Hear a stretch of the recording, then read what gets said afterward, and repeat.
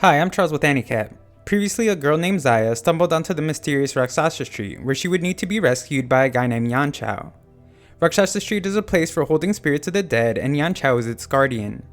A look into his past shows that Yanchao's parents had disappeared one night, leaving him and his brother alone.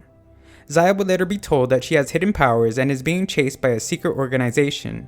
The story continues after Gaifu has brought Zaya back to RAK5HA Street, the only place she will be safe from the Kingdom organization. They are greeted by Liang, who explains that his brother is out delivering food to help make ends meet.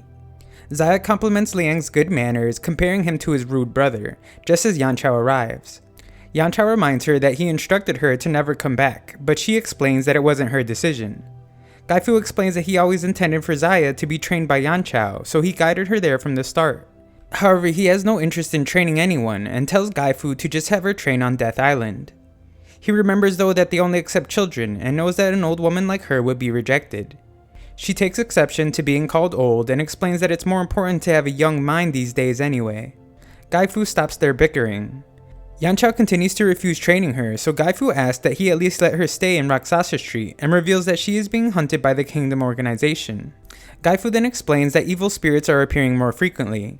They are also rapidly becoming stronger, and it's all because of the Kingdom organization. Yanchao doesn't feel like it's any of his concern, but is reminded that he is a Requiem general. He explains that he has his own reasons for becoming a general, but Gaifu asks that he at least pretend to take his job seriously. Yanchao again refuses to take care of someone who just causes him trouble. Zaya explains that she doesn't need to be taken care of since she is able to cook and clean all on her own. Yanchao wouldn't mind having her do those things for him and agrees to protect her. Zaya had only hoped to have a normal life, but has now become a maid for a spirit guardian.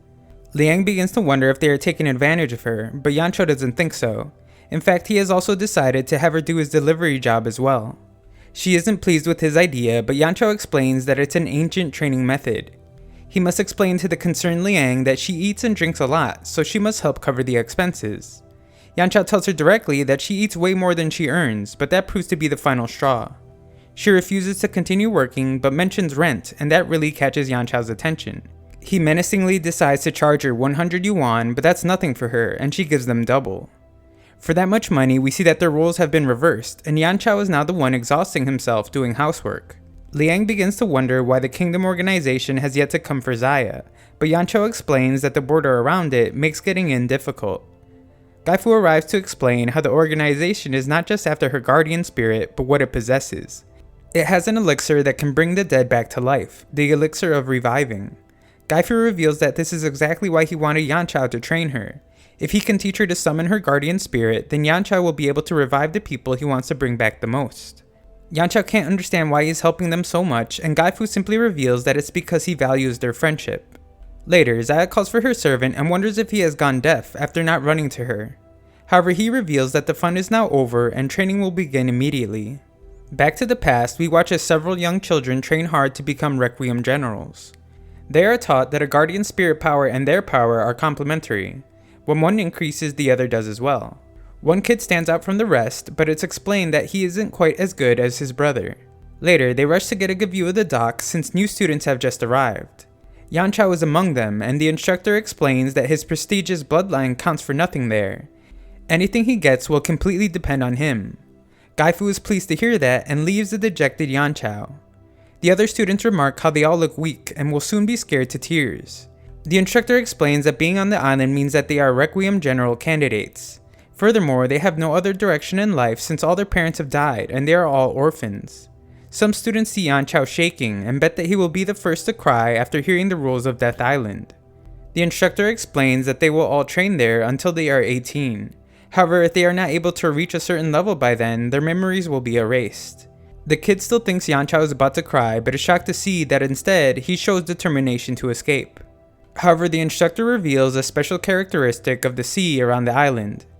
Anything that goes in it will continuously sink regardless of how good a swimmer they are.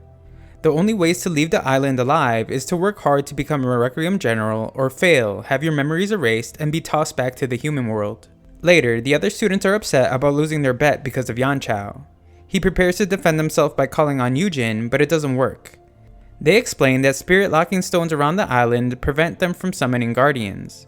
They beat him relentlessly and explain that if he really doesn't want to be on the island, then they can just beat him to death. The kid from earlier appears. His name is Yu-chan, and he can't understand why they enjoy picking on new students so much. The bullies tell Yu-chan that his brother is no longer there to protect him, but that thought is just silly to him. Yu-chan demonstrates his power, and the bullies realize that the rumors about him being a warrior body are true. After they flee, Yanchao explains that he didn't need help, and just wants to know how he managed to do a summoning just then. He doesn't answer though, and only wants to do small talk. However, he does capture Yanchao's interest when he offers to help him get off the island. Back in RAK5HA Street, the residents continue to be tormented as the evil spirits search for Liang. The girl he is with is afraid she will be turned into an evil spirit, but Liang explains that he won't let it happen, and he will protect them. That night, Yanchao makes his escape, and Yu-chan explains that a warrior body is simply someone who has more than one guardian spirit. Yu-chan wants to know why Yanchao desperately wants to escape, and he explains it's because he must rescue his brother from a dangerous place. They are spotted, and Yanchao wants to know why they keep climbing. Yu-chan explains that he has a theory that needs to be tested, and Yanchao agrees to go along with it since he doesn't fear death. At the top of the tower, Yu-chan asks that he jump off. Being that high up will allow gravitational acceleration to sink him to the bottom of the sea quickly. His theory is that the bottom of the sea is actually the surface of the human world, and if he can get there without drowning, then he will escape. As Yanchao gives the dangerous theory a test, we see that a guard is reporting back to the instructor. He explains that for the first time in the entire existence of Death Island, someone has escaped. He demands that it must be kept a secret, and we see that Yanchao emerges from the ocean to find he is back in the human world. We then see that Yu-chan had a secret the entire time when he hopes to once again meet Yanchao's father in the future. Back to the present, Yanchao begins training Zaya by working on lung capacity. She complains a bit about not being able to improve and how she can only do so much as a girl. However, he explains that regardless of the size of a person's chest, there is always room for the lungs. A short training montage begins, but it doesn't really seem like it got them anywhere. Zaya is pretty exhausted and admits that she would rather go back to being a maid. She is also concerned about packing on too much muscle and wonders if she is being trained properly. Liang explains that they are simply following the training manual. Moments later, we see that a very upset Zaya has asked to meet with Gaifu. She is absolutely furious as she explains that Yanchao has been using a comic book to train her. Gaifu explains that every Requiem general has their own unique way of training. She refuses to accept that answer, threatening to quit, and Yanchao simply bids her farewell. Zaya would rather be under the protection of Gaifu, but he explains that he is too busy hunting a wanted criminal. The criminal's name is Long Do, and the brothers instantly recognize the name as the person accused of killing their parents.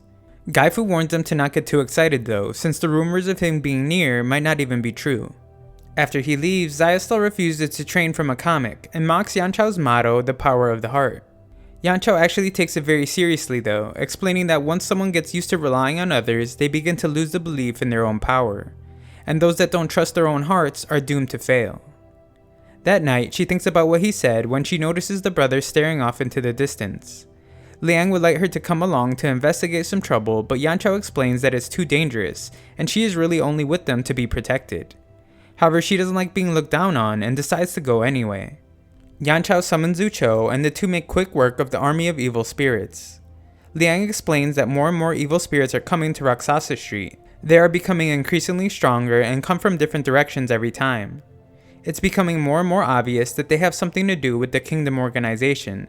Liang thinks that they are testing RAK5HA Street's border to see the strength and combat power at each entrance. Zaya finally arrives and is in awe of Yanchao's abilities.